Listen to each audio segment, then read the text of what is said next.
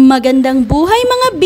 Handa na ba kayong tuklasin ang natatagong ganda ng underground river sa Puerto Princesa? Tara, samahan niyo akong mamangha sa mga obrang makikita dito sa loob ng kuweba. Siya nga pala mga B, para magkaroon kayo ng idea kung paano makarating dito, panoorin nyo ang Part 1, Part 2 at Part 3 ng ating Puerto Princesa Underground River Journey. Alam nyo ba mga B na ang Puerto Princesa Subterranean River National Park ay tinaguriang UNESCO World Heritage Site? Ito ay dahil dito lamang matatagpuan ang most significant and old growth forests in Asia. Ang highlight nga ng tour na to ay ang guided paddle boat na magdadala sa atin para makita ang pristine natural beauty ng different rock formations. Tulad na lamang ng stalactites and stalagmites na to na nag-form ng parang cacao shape. Parang kakao. Ito.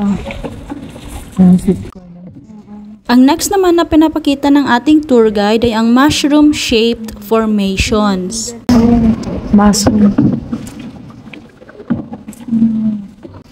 Aside sa mga formations ng different vegetables, tulad ng mga nasabi ko kanina, meron ding formation ng corn, tsaka ang kakatuwa pa dito mga B, meron ding mga formations na para naman kung titingnan mo ay mga animals like dinosaur and lion. Meron ding mga formation na may mga images na pinapakita like this one na para siyang mother and child, and meron ding some ng images ni Jesus. The dome of the cave at its highest point appears endless na parang Gothic cathedral mga B. Ang total length ng underground river is 8.2 kilometers pero ang accessible lang po for tour is 4.5 kilometers, a total of 45 minutes. So halos kalahati pa ang unexplored chambers ng river na to. Aside sa mga different rock formations na makikita dito sa loob ng kuweba, underground river is also home to different endangered flora and fauna. Underground river tour is an audio-guided tour. So, ibig sabihin mga B,